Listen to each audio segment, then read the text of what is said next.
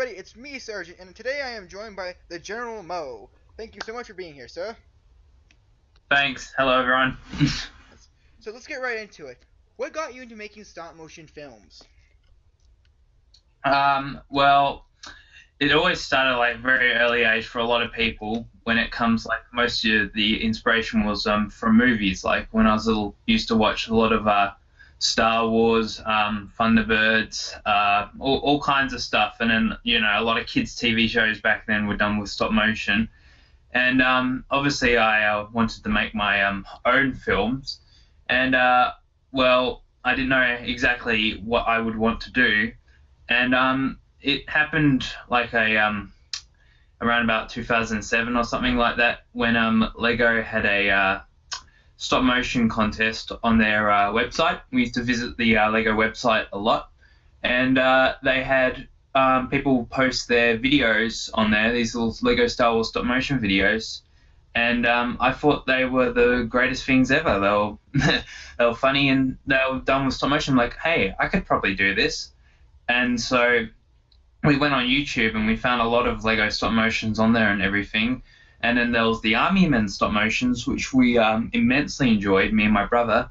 And so I wanted to do my own film. So around about the age of 11 or something, I got my first digital camera and I kind of taught myself how to do Lego stop motion. And the first Lego stop motion I made was a Lego Star Wars film, which was pretty bad. I did all the sound effects myself in my mouth and everything like that, but it was the beginning of a long series of stop motions that I've done, which leads up to nowadays. Yes, very cool. So, next question. How do you like making stop-motion films overall? Well, I like making stop motions. Pretty much coming up with the story. It's about the story and how I want to tell it. Like I always have different scenes and different ways of showing it, like a certain shot to express a different thing. It's coming up with like the whole idea of the story and then seeing it come to life on camera. That's probably what I enjoy the most about doing stop motion. I see. Very good. What's been the hardest film you've ever had to work on?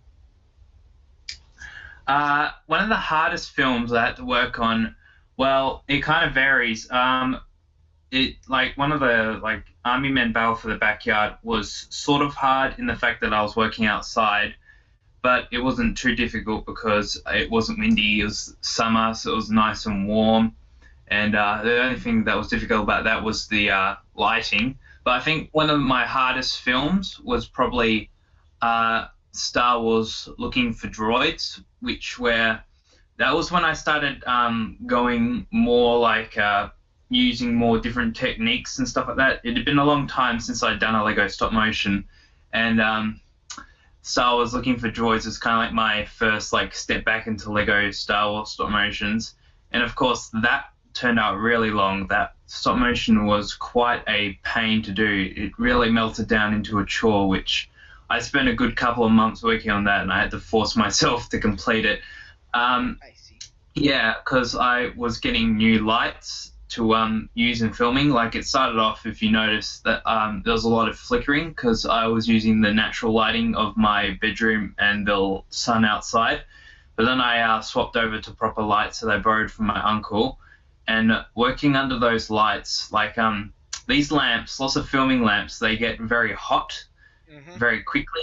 And because you're working very closely to them, that's a bit of a pain when you're filming and you've got these hot lamps next to you. And the filming space I was working in was very cramped. It was building the sets, which was fun. But then when you're working with them in the film, some bits and bobs fall over and stuff like that. It was just it was pretty difficult, but I'm very glad that I managed to complete it. Yes, it was a very good film. Anything else you want to elaborate on that? Well, it was also because when I used to do Lego stop motion, I had to pretty much reteach myself like walking cycles, the frame rate that I was working at and stuff like that. Because looking back on that film, it's a bit jerky and stuff like that. but I've gone a lot more further since then. Yes, I see. Thank you. Let's see. What's been your experience working on collaboration films with other filmmakers and just in general your experience with it all? Collaboration films have probably been one of the best things about doing these YouTube videos. One of my first collaborations was probably with Stephen Tan, who's he's a great guy to work with, and it was pretty much exchanging voices. I think the first time I had a different voice in one of my films was the Army Men film called Mercy, which is where a grey officer executes a wounded grey soldier, and I had Stephen Tan do the voice for that. And ever since then, it's been like working with lots of people, like tons of people like you have lent their voices for like different films. I've been giving my voice in other people's films, and just like all these ideas, especially on the Plastic Apocalypse page, which is the Facebook page for that, which is great. We have this big community, which is absolutely awesome, where we get to work with people like Michael Ackerman, and everyone just gets together, shares ideas. We like write scripts, lend voices. It's just like it's building this community that helped me boost my channel to now the 700 subscribers that I have. Congratulations on that. Thanks.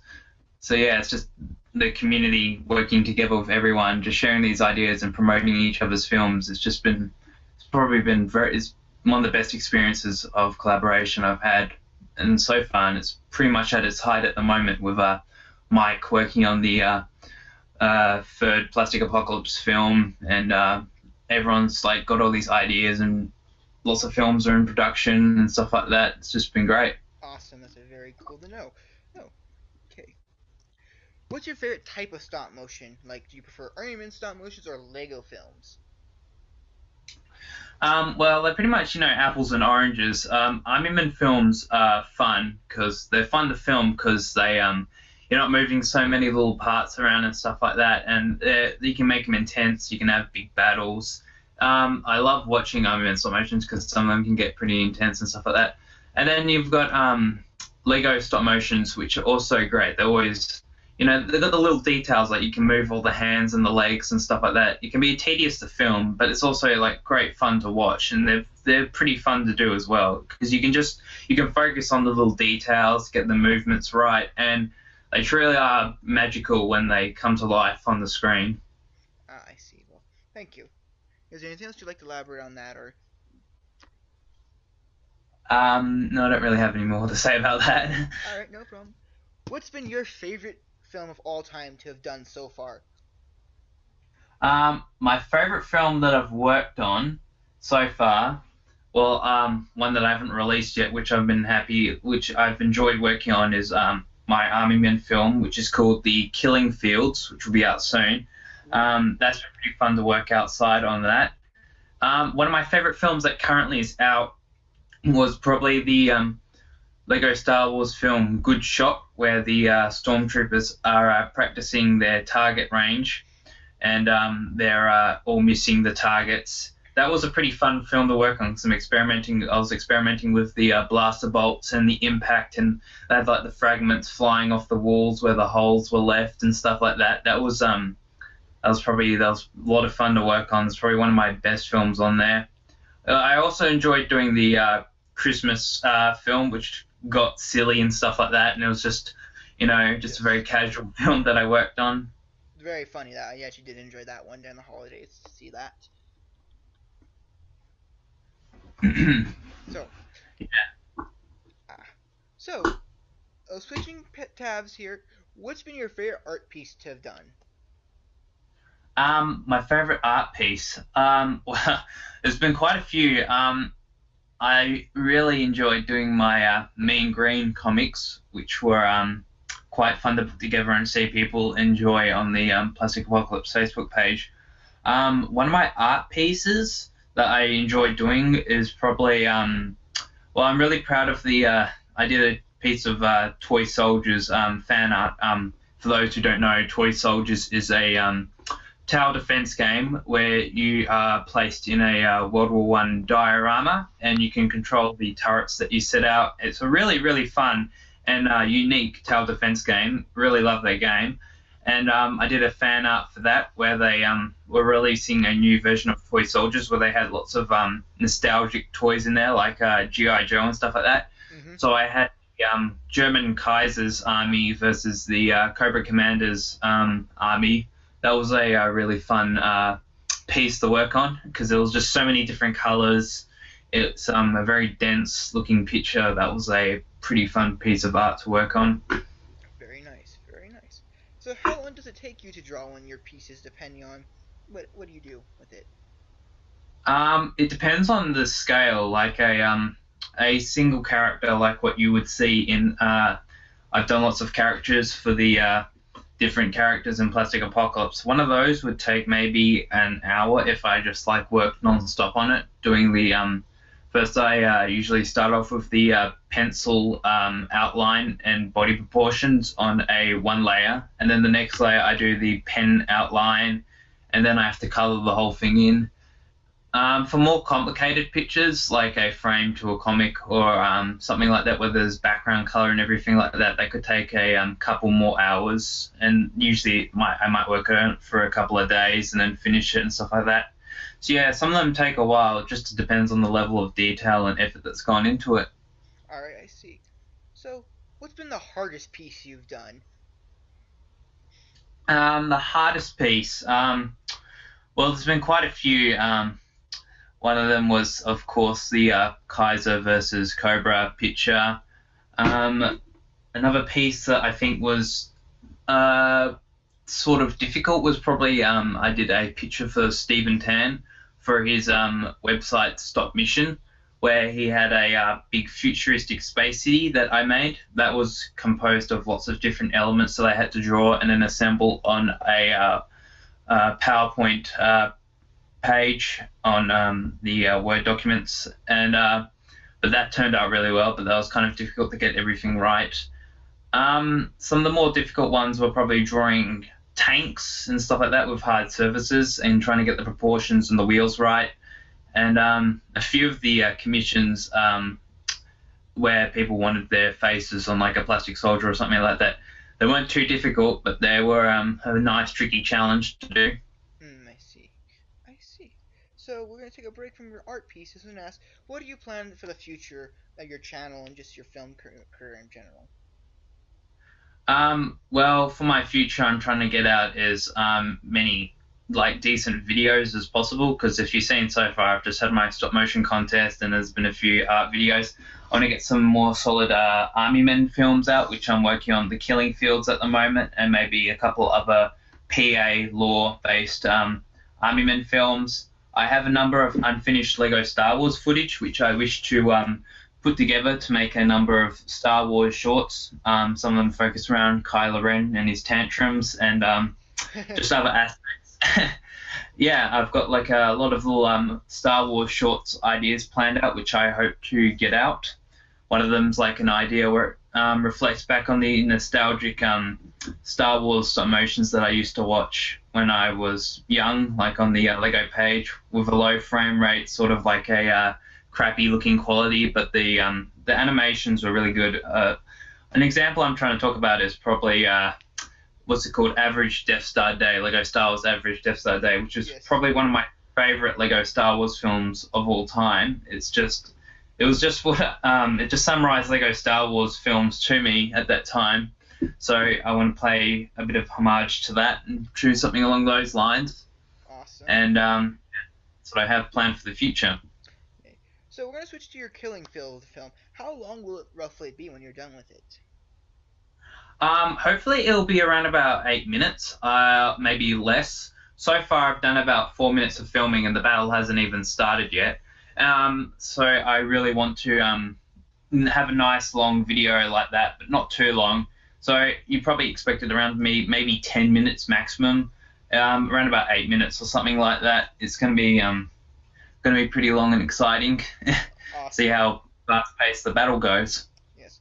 So, not getting too much spoilers, but what's the base story about? Is it going to be focusing on the grays and blues, or is it about the tans and greens from the plastic apocalypse world, or what's it going to Uh, be focusing the on? Killing Fields. The Killing Fields takes place in, of course, Green Victoria, where I think that's I think that's what the Green Land's called. Anyway, so the tan is little bit along the Punga line somewhere, where of course the tans are fighting a different sector, not where Captain Macabre and all that are.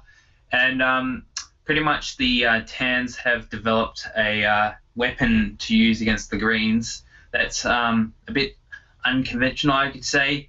It's something the greens haven't really heard of, but they've got the parts for it and are trying to escort it to a tan position along the Punga line. And the greens have been sent out to uh, stop this convoy of tan tanks and soldiers and try and destroy this piece of cargo, which is so it's pretty much a sort of like an escort mission type film, which you don't really see a lot of those. Usually, it's like a lot of assaulting bases and stuff like that. This one's kind of like an ambush, like trying to tackle an escort mission, where it focuses on the tans who are trying to get their cargo across safely, and the greens who are trying to stop this cargo.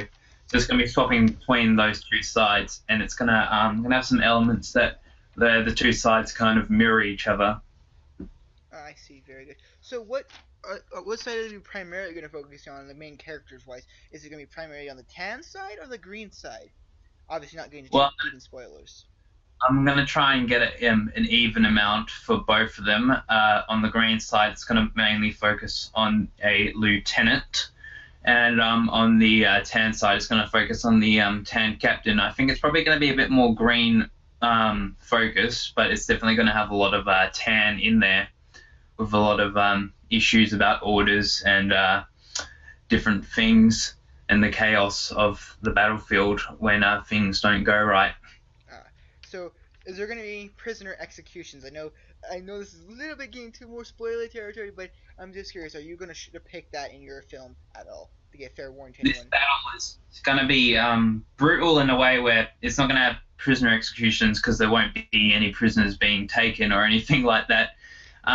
Not to give away any spoilers, but the battle doesn't play out in a way that would allow either side to be able to claim any prisoners. But there will be some pretty, when I'm planning, some pretty horrific things happening that will probably cause a bit of controversy in the comment sections, maybe. I don't know. But Well, yeah. we'll see. Yeah, anyway, I bet it'll be really brilliant to see it all animated and filmed. So, moving on, what other films do you have planned besides Armin films? Do you have any larger stop motion films in general planned besides your PA film you're doing? Yes, at the moment I've put on hold, but I plan to get working on it back again. Is my Lego Star Wars Battlefront stop motion, where I'm having the Imperials versus the Rebels on Tatooine, and I've done quite a lot of footage for the Imperials so far. I just need to get more footage for the Rebels and flesh out the story. I might need to cut down sections of it, but this is a pretty big Lego project that I've worked on. What I've done so far has turned out brilliantly. I don't know if my computer can handle all this footage that I'm pouring into it, but it's definitely a pretty big project that I would love to see finished, and I would love to get out there on YouTube and for people to enjoy. Yes, I did see the trailer, which was very well done. The short bit you showed on it was very nice. Just one, just one bit of footage. Yeah, Yeah. it doesn't show off a lot, but I don't have enough footage for a full length trailer just yet, which I hope to make pretty cool. Yes, well, I bet it will be. You do amazing work. So let's get to the final question: Is how do you like YouTube? What has been your best memory or best moment of doing YouTube so far?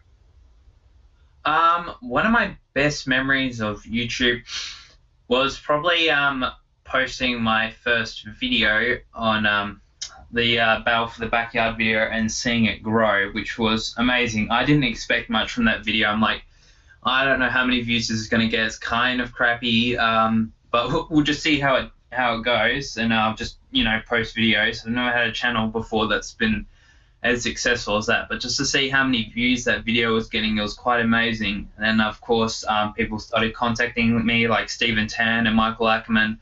And when my channel started to take off around about the 300 subscriber mark, that was pretty great. That was a very brilliant thing that happened.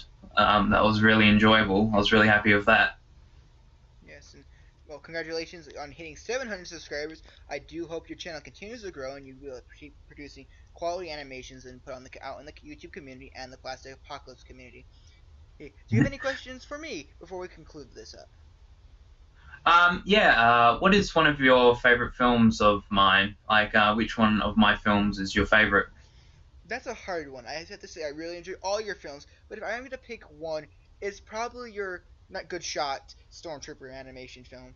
I absolutely found that hilarious, especially at the end with the guy who gets shot and he blames the gun for malfunctioning. He shoots his mate in the face. Yes, that was probably my most favorite animation you've done so far. But I think your film might take the spot once I see it, depending on how it goes and how I like it. So that's probably my favorite. Well, I just want to put out a bit of a fun fact about Killing Fields. I'm trying to do as many practical effects as possible, mainly because I'm pretty crap at special effects on the computer because of the editing software that I use, which is, by the way, so people can, like, if anyone's curious, I edit with iMovie on my MacBook and I film with my iPad using iStopMotion. It's a free app, though it has some paid features, but it's a brilliant app to use, and I edit on my MacBook.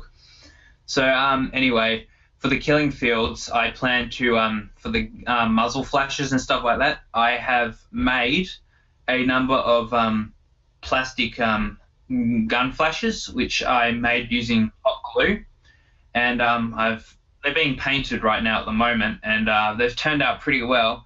They've got little holes on the back of them that I've drilled so I can slot them onto the end of the guns. But anyway, they're probably I got the idea from like people. Some people use paper and cotton for their muzzle flashes. So I decided to make some realistic looking muzzle flashes using these pieces of plastic, and they've turned out pretty well. They'll look good, and hopefully they'll be just as good as the proper muzzle flashes. They were pretty hard to make with the hot glue gun. It took a lot of experiments and stuff like that, but they've done and they've turned out pretty well. Well, I look forward to seeing these practical effects you use. And everybody, real quick, if you haven't subscribed to the General's channel, please go subscribe to him. He really deserves more subscribers and your guys' support. And as always, please leave a like, share, and subscribe to my channel. If you enjoy more content like this, please tell me in the comments below. And I want to thank everybody for watching this, and thank you again, General, for showing up for the show. Thanks for having me. Well, thank you guys. Have a good night.